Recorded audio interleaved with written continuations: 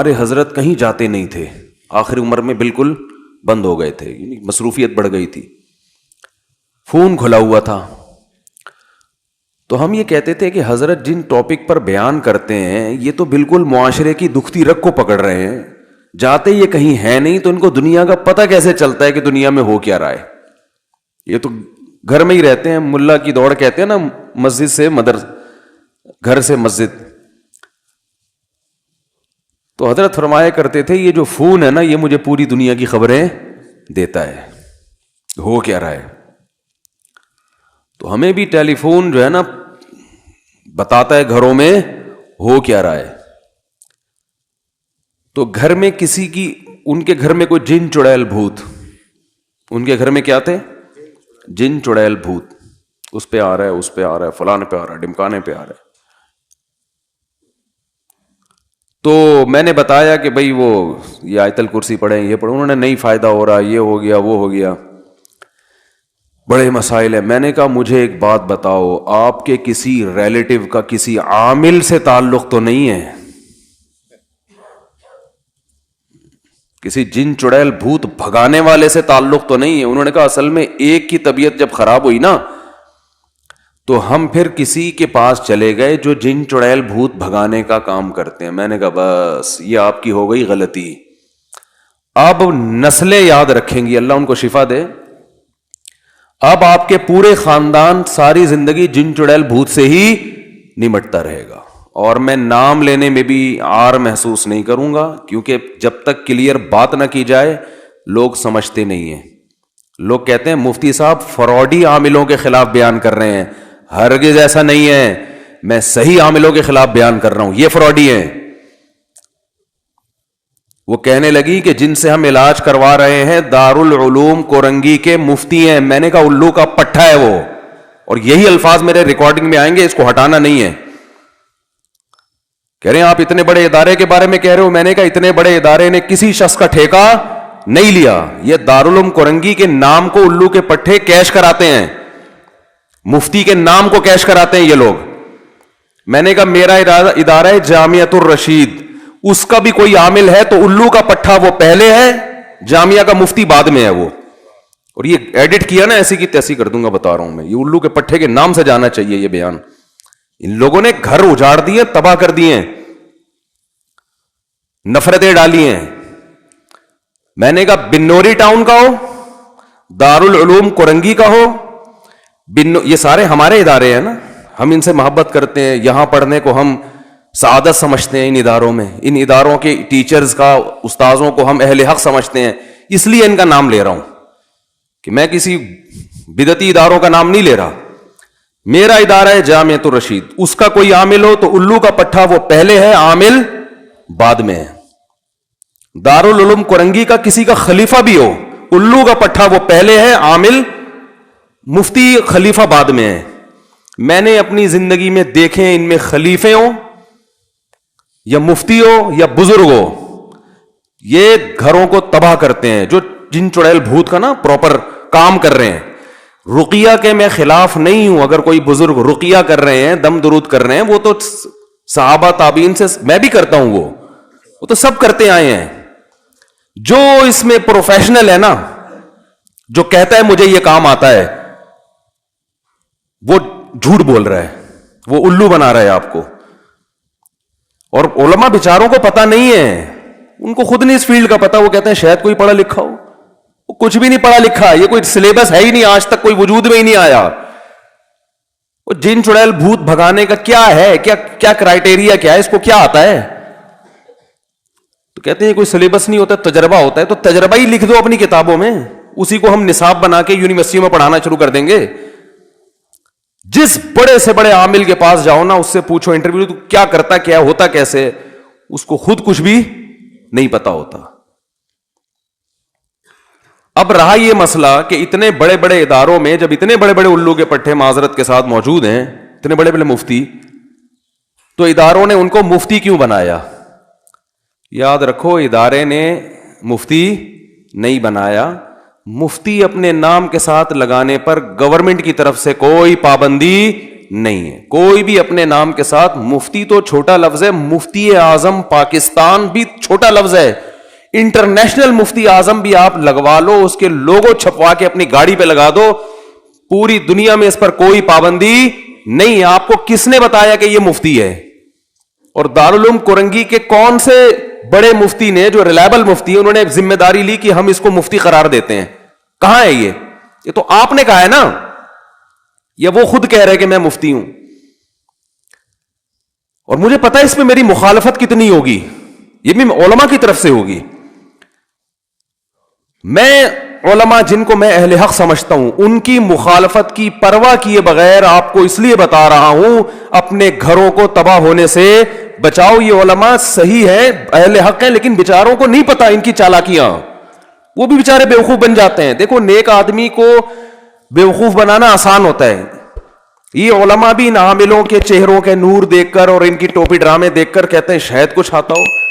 علماء فراڈی نہیں ہوتے, لیکن فراڈی آدمی علم کا لیبل لگا لیتا ہے, استعمال کرتا ہے, جس سے علماء بھی بیوقوف بن جاتے ہیں. میں نے بڑے بڑے بزرگوں کو ان عاملوں کے ہاتھوں بیوقوف بنتے دیکھا ہے. اگر آپ فتنے کا خوف نہ ہوتا, میں ان بڑے بڑے بزرگوں کے نام لے کے بتاتا کہ فلاں بزرگ کو کس نے الو بنایا, فلاں بڑے سے اتنے بڑے مفتی بزرگ کو کس نے الو بنایا, اور اب تک بنا رہا ہے. نہیں آ رہی میرا خیال ہے باز. آپ کہیں گے آپ کا علم زیادہ ہے, ان علماء کو نہیں پتا. ہمارا علم کچھ بھی نہیں ہے قرآن و سنت میں, ان علماء کے مقابلے میں. یہ قرآن و سنت کے حامل ہیں. ان کی عاملوں کی جو 1.5 ہوشیاریاں ہیں نا, اس کا قرآن و سنت سے تعلق نہیں ہے, اس کا تجربے سے تعلق ہے. آپ دماغ کتنا استعمال کر رہے ہو, اس کی اپنی اوقات تو جا کے دیکھو اس عامل کی, کم وقت کی. تو میں نے اس خاتون سے کہا, وہ کہہ رہے وہ تو دارالعلوم کورنگی کے. میں نے کہا جامع تو رشید کے تو کچھ طلبہ جو عامل بن رہے تھے ہم نے خود نکالے ہیں مدرسے سے, اور کچھ بن چکے ہیں ہمارے. اب کل میرا شاگرد بولے کسی کا جن بھگانے کے لیے کہ میں مفتی طارق مسعود صاحب سے میں نے فقہ کی فلاں کتاب پڑھی ہے, حدیث کی فلاں کتاب پڑھی ہے, ہدایہ پڑھی ہے, یہ پڑھا ہے, وہ پڑھا ہے. اب آپ کہیں کہ ہم نے تو اس سے علاج کرایا لیکن الٹا ہمیں یہ ہو گیا تو وہ ہو گیا, اس کا مطلب مفتی طارق مسعود صاحب کے شاگرد بھی فراڈی ہیں. بھائی ہمارے شاگرد فراڈی نہیں ہوتے, لیکن فراڈی آدمی ہماری شاگردی میں آ سکتا ہے. گورنمنٹ کی طرف سے کوئی پابندی نہیں ہے. کوئی فراڈی آدمی جامع رشید میں ایڈمیشن لے سکتا ہے, فراڈی آدمی دارالعلوم کورنگی میں جا سکتا ہے. دارالعلوم کورنگی نے ذمہ داری نہیں لی, تو کوئی بھی سرٹیفکیٹ دکھائے اس سے متاثر مت ہو. باقی رہا خلیفہ بزرگ کے, دیکھو بزرگ جب کسی کو خلافت دیتے ہیں وہ ظاہری حالات کے لحاظ سے ظاہر میں ٹھیک لگ رہا ہے, اندر کے حالات اللہ کے سوا کوئی بھی نہیں جانتا. یہ کوئی پوری زندگی کی گارنٹی نہیں ہوتی کہ میری نظر میں اس پہ نیکی کا ٹھپا لگ گیا ہے. یہ گارنٹی خدا کے سوا, اللہ کے سوا کوئی بھی نہیں دے سکتا. تو اس لیے علماء کہتے ہیں کسی بزرگ کی خلافت اگر کسی کو ملی ہے تو محض خلافت کی وجہ سے اس سے بیعت ہونا جائز نہیں ہے, بلکہ آپ خود اپنے طور پہ اس کو پرکھو گے. ان بزرگ نے تو بیچاروں نے اپنے خیال میں, ہوتا ہے کہ بھئی ان کا خیال تھا تو اس نے ہو سکتا ہے بزرگ کو بیوقوف بنا دیا ہو, تو یہ ہو جاتا ہے. بڑے بڑے خلیفے بیوقوف بنا کے خلافتیں لے لیتے ہیں.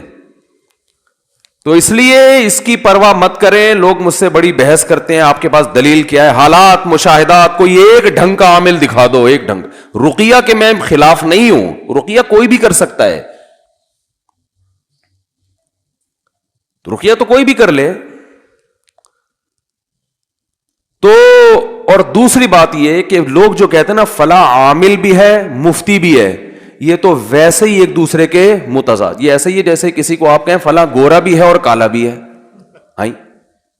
بھئی یا تو گورا ہے یا کالا ہے, گورا بول دیا تو کالا نہیں ہے, کالا بول دیا تو گورا نہیں. تو یہ عامل فارغ ترین لوگ بنتے ہیں جن کے پاس علمی استعداد نہیں ہوتی, صلاحیت نہیں ہوتی. اور مفتی کے لیے ضروری ہے کہ وہ فتوے کا کام پراپر طریقے سے کرتا ہو. 1-2 سال میں جیسے کوئی ڈاکٹر نہیں بن جاتا. دیکھو ایم بی بی ایس کر کے کوئی doctor, M B B S کی ڈگری آتے ہی کلینک کھولنے کی اجازت ہوتی ہے؟ بولو نا یار. بھائی ایک پروسیس ہے, 2 سال ہاؤس جاب ہے, تجربہ تو کرو, پہلے کسی بڑے ڈاکٹر کی نگرانی میں آپ مریضوں کا علاج کریں, آپ مریضوں کا علاج کریں آپ بڑے ڈاکٹر کی نگرانی میں, تاکہ اپنے تجربے کی بھینٹ چڑھانے کے بجائے کسی پراپر کسی ڈاکٹر, پھر اس کچھ خاص شعبے ہوتے ہیں ان میں ہوتے 10-15 سال میں جا کے ریلائبل ڈاکٹر بنتا ہے, ورنہ وہ ہمیشہ اپنے سینئر سے ہی پوچھتا رہتا ہے کہ سر آپ مشورہ دیں, کیا کرنا ہے مشورہ دیں, اور اس کام میں کئی سال لگا دیے ہوں, پھر جا کے اس قابل ہوتا ہے کہ لوگ اس کی تحقیق اور اس کی رائے پر اعتماد کرتے ہیں میڈیکل سائنس میں. ایسے ہی مفتی پراپر کورس کرنے کے بعد بڑے مفتیوں کی نگرانی میں کئی سال مسائل کا حل لکھتا ہے, ریسرچ کا کام کرتا ہے, کئی سال تحقیق کا کام بڑے مفتیوں کی نگرانی میں کرنے کے بعد اس قابل ہوتا ہے کہ اب اس کی رائے بھی کیا ہو, مضبوط رہے, پھر وہ مفتی بنتا ہے. اور اس کے پاس اتنا ٹائم ہی نہیں ہوتا کہ لوگوں کے جن چڑیل بھوت بیٹھ کے بھگاتا رہے وہ, کیونکہ یہ کام اور دونوں جمع نہیں ہو سکتے. جیسے کوئی پراپر ڈاکٹر کے پاس آپ نے دیکھا فارغ, ہر وقت فارغ بیٹھتا رہو, کوئی پراپر ڈاکٹر مجھے ایسا بتاؤ جو سارا دن جن چڑیل بھوت بھگاتا ہو لوگوں کے, کبھی دیکھا آپ نے؟ اور ڈاکٹر یہ کام کرتے بھی نہیں ہیں, کیونکہ ان کو پتا ہے ہمارے پاس اس سے زیادہ اہم کام ہے. بھئی ہم لوگوں کا حقیقت میں علاج کر رہے ہیں نا, تو کوئی ڈاکٹر یہ کام نہیں کرتا, کوئی انجینئر یہ کام نہیں کرتا, اس کے پاس پراپر کام بہت, انجینئر جو واقعی انجینئر ہو اس کے پاس کتنے کام ہوتے ہیں, کوئی سائنٹسٹ یہ کام نہیں کرتا. تو بھائی کوئی مفتی یہ کام کیوں کر رہا ہے؟ اس کے پاس تو اتنا عظیم کام اللہ نے دیا ہے کہ مسائل کا حل بتائے وہ لوگوں کو, جو شرعی مسائل ہے, جس کا حل نہیں آتا تحقیق کرے, علماء سے رابطہ کرے. یہ اتنا بڑا مسئلہ, وہ عامل کیسے بن گیا؟ عامل کے لیے تو دنیا کا فارغ ترین آدمی ہونا چاہیے. تو مفتی کا جو مفتی ہے وہ عامل نہیں ہو سکتا, جو عامل ہے وہ مفتی نہیں ہو سکتا. ہمارے اپنے بہت سے دوست ناراض ہو جاتے ہیں میری بیان سن کے, لیکن میرے بھائی اگر میں نے اتنے صاف انداز میں نہیں بتایا نا, تو یہ جو لوگوں کے گھر برباد ہو رہے ہیں, قیامت کے دن اللہ میرا گریبان پکڑے گا کہ تو نے, اور میرے شیخ حضرت مفتی رشید احمد صاحب کا اسٹائل اس سے بھی زیادہ خطرناک تھا. لوگ کہتے ہیں آپ کا یہ تفرد ہے, کوئی تفرد نہیں ہے ہمارا. لوگ کہتے ہیں مولانا اشرف علی تھانوی نے بھی تو اعمال بتائے ہیں, تو ہم کب رقیہ کے خلاف ہیں بھائی؟ تو رقیہ تو کر لو نا, اسی کتاب سے دیکھ کے رقیہ کر لو, اس میں کیا جا رہا ہے؟ تو عامل اور مفتی جمع نہیں ہو سکتے. تو میں نے اس خاتون سے کہا, بیچاری بہت پریشان, یہ ہو گیا, اور پاکستان میں ہوا, کینیڈا میں نہیں ہوا. آپ دیکھ لو کینیڈا میں جنات نہیں ہے, نہ امریکہ میں اتنے, سعودی عرب میں تو ہے ہی نہیں, لیکن یہاں کے عامل سعودی عرب والوں کو جا کے خراب کر رہے ہیں. قطر, کویت, ان جگہوں پہ جا کے یہاں کے عامل ان عربوں کو خراب کر رہے ہیں شرعی رقیوں کے نام پہ. کہ ہم جو ہے نا, میں جب مسقط میں تھا تو مسقط کے مفتی اعظم سے میری ملاقات تھی, مسقط کے مفتی اعظم سے. ان کو بتایا کہ بھئی جامعۃ الرشید کے ہیں, وہ بڑے, اللہ ان کو جزائے خیر دے, بڑا اکرام کیا انہوں نے. ہمیں 2 منٹ کی ملاقات ہوئی, انہوں نے مجھے اگلے دن لنچ پہ بلایا. اب مسقط کا مفتی اعظم کا جو لنچ ہے وہ تو آپ کو بتایا گیا, وہ تو حکومتی لیول پہ ان کی بڑی وہ ہوتی ہے. اگلے دن انہوں نے مجھے بلا لیا کہ آپ نے ظہر کا کھانا ہمارے ساتھ کھانا. ہماری نیت کھانے کی نہیں ہوتی الحمدللہ, ملاقات کی ہوتی ہے کہ چلو اس بہانے ملاقات ہو جائے گی. میں پہنچ گیا ان اپنے دوستوں کے ساتھ جو بھی ہمارے میزبان تھے. ظہر کی نماز ہم نے وہیں پڑھی مسجد میں.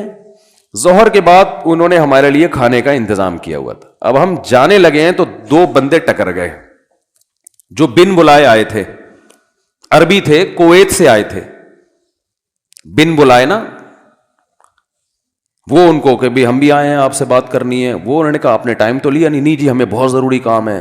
اب ظاہر ہے انہوں نے کہا چلو آ جاؤ, آپ بھی آ جاؤ, کھانا کھا لو آ کے ہمارے ساتھ, کھانے کا ٹائم ہے. تو انہوں نے اکرام کیا. یہ دونوں عربی, ان کو اردو نہیں آتی تھی, اور عربی میں لگے ہوئے ہیں. مجھے پتا چل گیا کہ یہ کمبخت عامل ہیں, وہاں کے مفتی اعظم سے پرمیشن لینے آئے تھے کہ ہمیں یہاں اپنی دکان کھولنے کی, جن چڑیل بھوت بھگانے کی جو دکان ہے نا اس کے کھولنے کی ہمیں مسقط میں اجازت دے دیں آپ. سارا میرا جو ٹائم تھا نا ان کے ساتھ بات چیت کا, وہ یہ پی گئے. اب ظاہر ہے وہ مصروف آدمی ہے, اور وہ شرم اور مروت میں ان کمبختوں کو بھگا بھی نہیں رہے ہیں. اور وہ کمبخت یہ بھی نہیں دیکھ رہے کہ یار یہ بندہ پاکستان سے آیا ہوا ہے ملنے کے لیے, اس کو بات کرنے دو. نہ پہلے جا کے انہوں نے مفتی اعظم کو مکھن لگایا ہے. یہ سارے عاملوں کا طریقہ واردات ہوتا ہے کہ آپ اتنے نیک, آپ اتنے بڑے, آپ اتنے وہ ایسے ٹائٹ آدمی, وہ اس مکھن گیری میں نہیں آیا. مکھا ہو میں, اور ہم شرعی طریقے سے رقیہ کرتے ہیں اور ہمیں آپ کی پرمیشن چاہیے, ہم یہاں تاکہ اس میں اچھا ان کا سب کا ہوتا ہے جعلی لوگوں سے. دیکھیں اگر آپ ہمیں نہیں کرنے دیں گے, 2 نمبر لوگ اس کام میں بہت گھسے ہوئے ہیں. یہ ان کو سمجھا رہے ہیں نا مفتی اعظم, 2 نمبر لوگ, ورنہ 2 نمبر لوگ ہیں. پورا نچوڑ لیا انہوں نے, کھانا کھلایا, اس کے بعد بولا پتلی گلی سے چلو نکلو.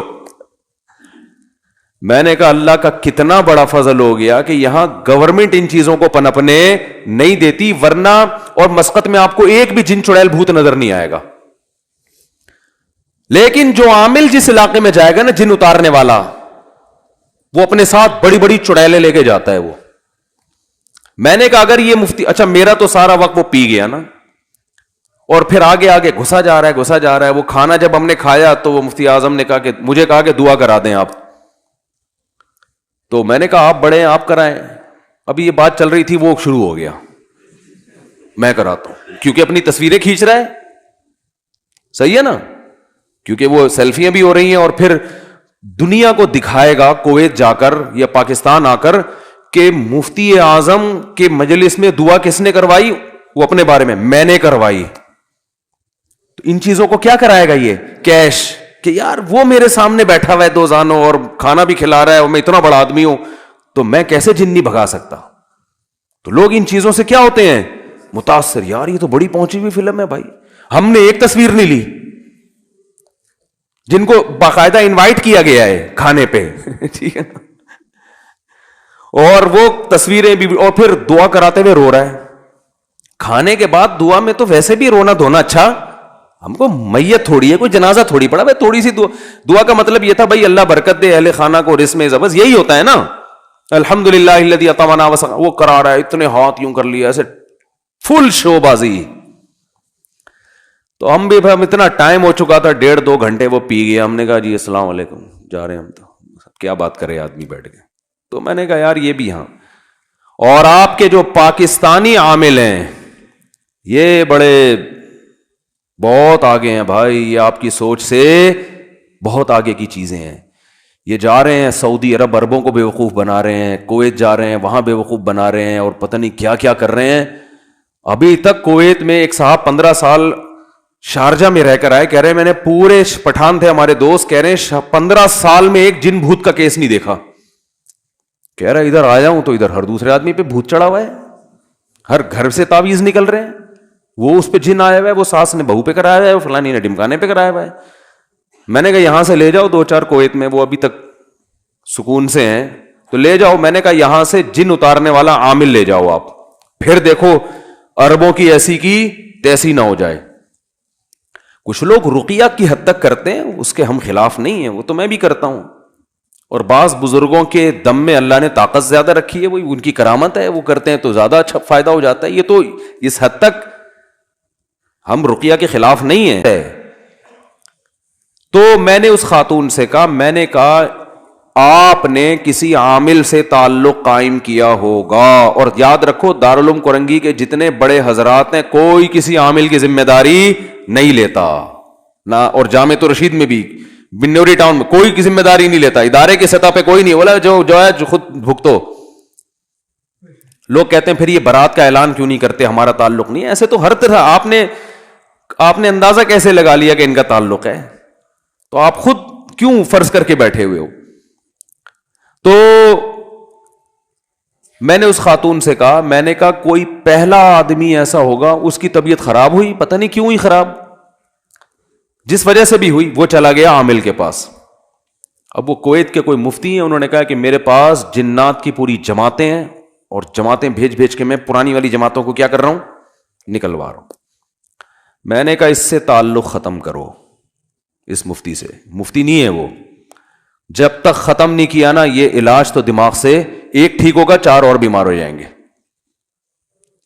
اور پھر میں نے کہا کہ اس میں یہ بھی بڑا نقصان ہوگا کہ زندگی بھر کے لیے جن چڑیل بھوت، دیکھو میرے باپ دادا جن چڑیل بھوت میں نہیں پڑتے تھے، میرے والد صاحب کے کبھی ہم نے نہ یہاں تعویذ دیکھا، نہ یہاں دیکھا، نہ کوئی دھاگا کہیں دیکھا. پریشانیاں بھی آئیں، 2 رکعت صلاۃ الحاجت پڑھ کے اللہ سے مانگتے تھے، اللہ ان کی مغفرت فرمائے. جب بھی کسی ٹینشن میں ہوتے تھے ہم اپنے والد کو دیکھتے تھے دعا مانگ رہے ہوتے تھے نماز پڑھ کے، بس نہ جن نہ چڑیل نہ بھوت. اور جن لوگوں کو ہم نے دیکھا کہ وہ کسی نے کچھ کر دیا ہے، وہ اب تک اسی میں لگے ہوئے ہیں، فلانے نے ڈمکانے کو کر دیا، فلانے نے یہ فلانے کو کر دیا، اس نے یہ اس کو کر دیا، اس نے جن چڑھایا، وہ فلانے بزرگ کو لے کر آئے، انہیں سونگ کے بتایا کہ اتنے جنات ہیں. جن اسمیل والی چیز ہی نہیں ہے کہ سونگنے سے پتا چلے، بنیان سونگ کے بتا رہے ہوتے ہیں. کس قدر بےغیرتی ہے یار، اپنی عورتوں کے بنیان غیر مردوں کو پکڑا دیتے ہو، وہ سونگ سونگ کے بتا رہے. یہ تو بے شرمی ہے، اور اس کو پھر مفتی بھی کہہ رہے ہو. کس قدر بے شرمی کی بات ہے. تو اس لیے بھائی یہ ہاں، تو میں نے کہا کہ اس کا اب علاج یہ ہے. میں نے بہت سے لوگوں کے جنات بھگائے الحمدللہ. کیسے بھگائے؟ علاج چھڑوا دیا ان کا. لیکن علاج چھڑوانے کے لیے مضبوط، دیکھو جنات کو مایوس کرنا پڑتا ہے، یاد رکھو، کیونکہ اب جس عامل سے تعلق ہو گیا نا عقیدت، جب تک اس کی عقیدت کھرچ کھرچ کے دلوں سے نہیں نکلے گی تو اس وقت تک جنات نہیں بھاگیں گے گھر سے. اور دل سے نکالنے کے لیے میں نے کہا کہ اس عامل کو فون کر کے معین اختر کا پروگرام سنیں، بلب کے رشتہ داروں کو گالیوں والا. میں تو اب گالیاں نہیں سکھاؤں گا نا یہ والی. میں نے کہا تھوڑی دیر کے لیے گالیاں حلال ہونے کا فتویٰ میں دے رہا ہوں، ویسے گالیاں دینا جائز نہیں ہے، تھوڑی دیر کے لیے، کیونکہ علاج کے لیے نا. علاج میں تو چرس بھی بعض دفعہ پینا جائز ہو جاتی ہے. اگر کوئی مر رہا ہے کہ بھائی وہ مر جائے گا تو ڈاکٹر کہتے ہیں بھائی اب زہر کا انجیکشن بھی لگانا پڑتا ہے، بعض دفعہ چرس بھی پلانی پڑتی ہے. جراثیم مارنے کے لیے زہر کی بات کر رہا ہوں، ایسا نہ ہو کہ بندہ ہی مار دیں آپ. ٹھیک ہے. تو میں نے کہا کہ اس عامل کی جو عقیدت میں آپ مبتلا ہو گئے ہیں نا، کیونکہ ان کو یہ ڈر ہوتا ہے اگر ہم نے ان کو برا بلا کہا تو یہ محترم جن چڑیلوں کی 6 جماعتیں اور نہ بھیج دیں کہیں. تو یہ جب تک ڈر ہوگا نا علاج نہیں ہوگا. اس کا طریقہ یہ ہے کہ اس کو فون کر کے کہا جائے کہ الو کے پٹھے تیرے باپ میں دم ہے نا، باپ کی جگہ کچھ بھی لگا دیں آپ، دم ہے نا تو جتنی چڑیلیں تیرے پاس ہے ابھی بھیج دے، تو تیرے میں دم آج دیکھیں تو صحیح ہے کتنا. جب تک اتنا کانفیڈنس نہیں ہوگا جنات آپ پر کیونکہ جن تو جاتے ہیں ایسے لوگوں کے پاس، جنات کو پتہ ہے کہ یہاں ہمیں ہماری دکان چلے گی ٹائٹ والی، ہمارے پاس کیوں نہیں آتے؟ الحمدللہ. میں تو عاملوں کو چیلنج کرتا ہوں یار، جتنے عامل ہیں کوئی ایک چڑیل تو بھیجو یار، ہم تو تمہارے خلاف صبح شام تقریریں کر رہے ہیں، کوئی تو بھیجو، کوئی تو چڑیل آئے، کوئی تو جن آئے، ہمیں بھی تو آئے نا، جو تمہارے پاس پوری فوجیں تیار ہیں. تو یہ عامل کچھ بھی نہیں کر سکتے. یہ پتہ ہے کیا میرے کیا کہتے ہیں؟ اس نے حصار کھینچے ہوئے ہیں. رفیع بھائی آپ تو ہمارے ساتھ سارا دن رہتے ہیں، کبھی دیکھا ہمیں کوئی حصار پڑ؟ ہم تو اتنے مصروف آدمی ہیں بھائی، فرض نماز ادا کرتے ہیں، اللہ کا شکر ادا کرتے ہیں، اللہ تو نے تکبیر اولا سے جماعت میں لاتی ہم کو. حصاروں کا ہمارے پاس ٹائم ہی نہیں ہے. مجھے ایک صاحب نے کہا آپ خانقاہ کھول کے بیٹھیں.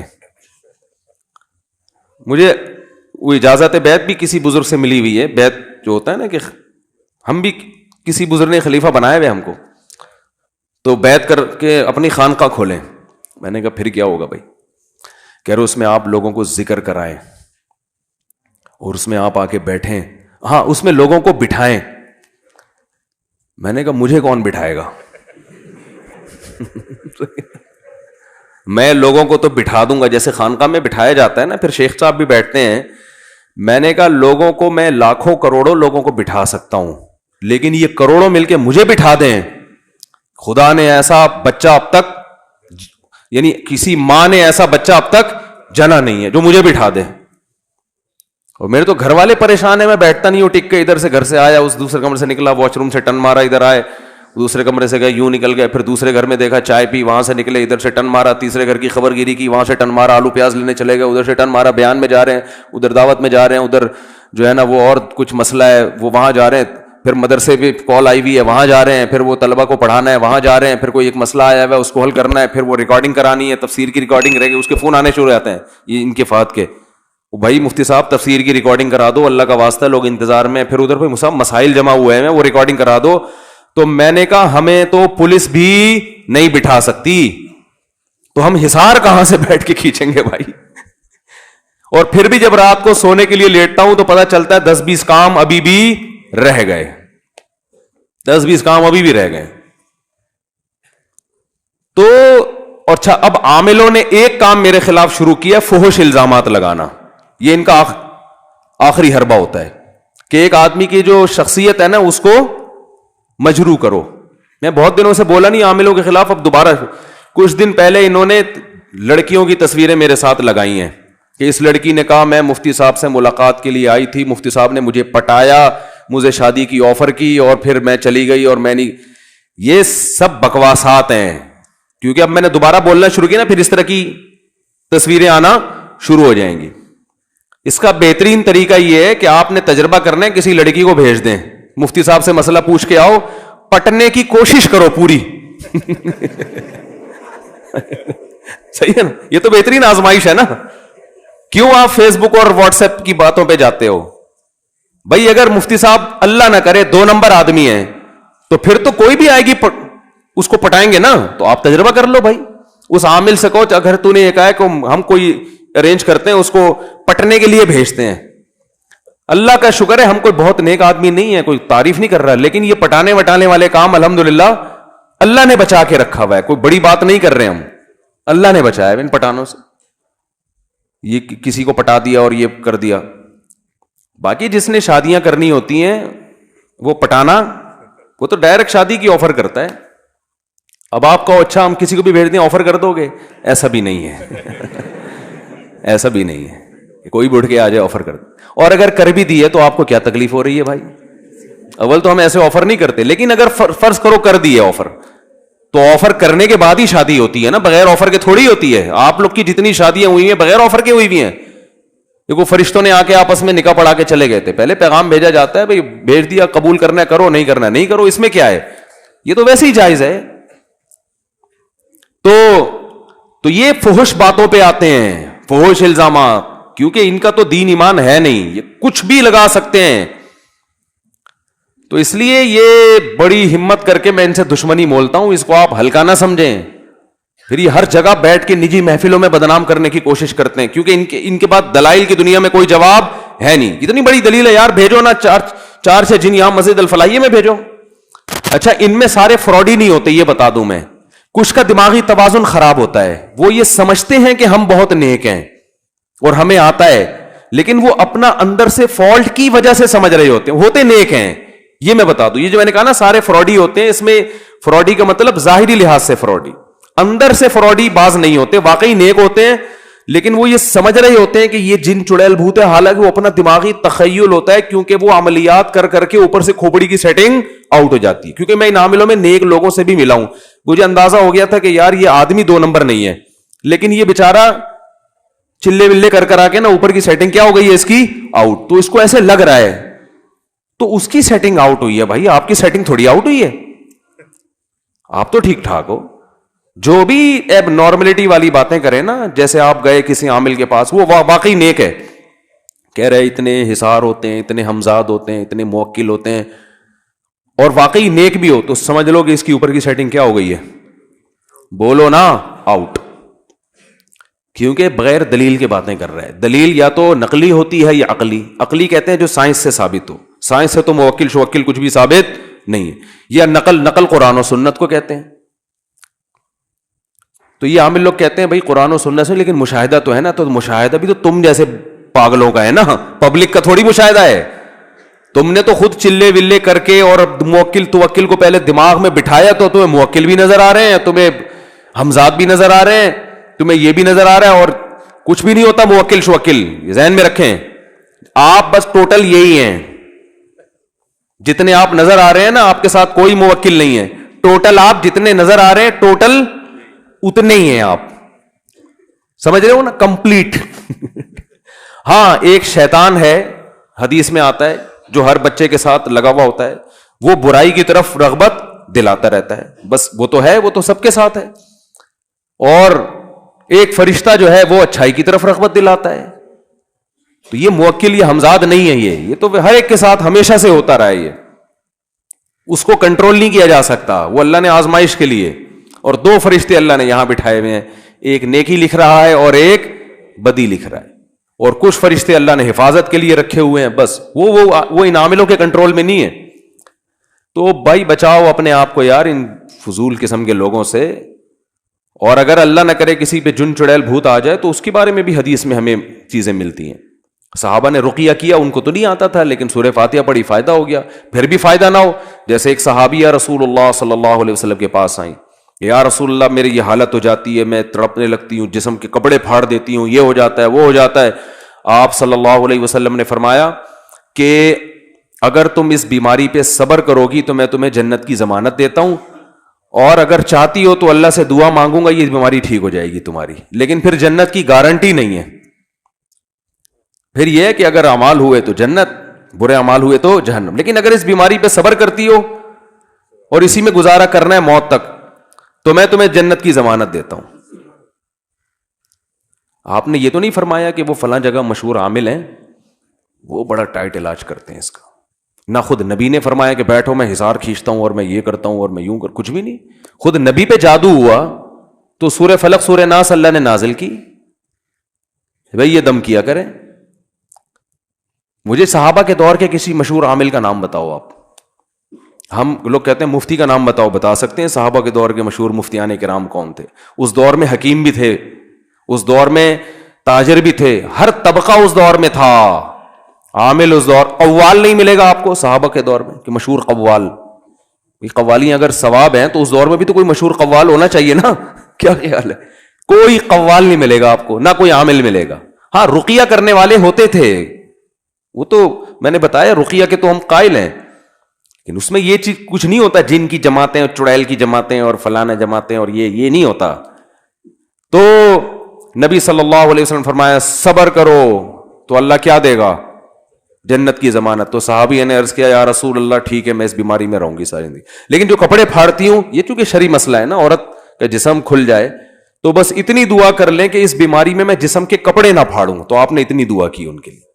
اس میں ہمیں سبق ملتا ہے بھائی, اگر خدا نخواستہ جن چڑیل بھوت کہیں آ رہے ہیں, شرعی طور پہ رقیہ کرو.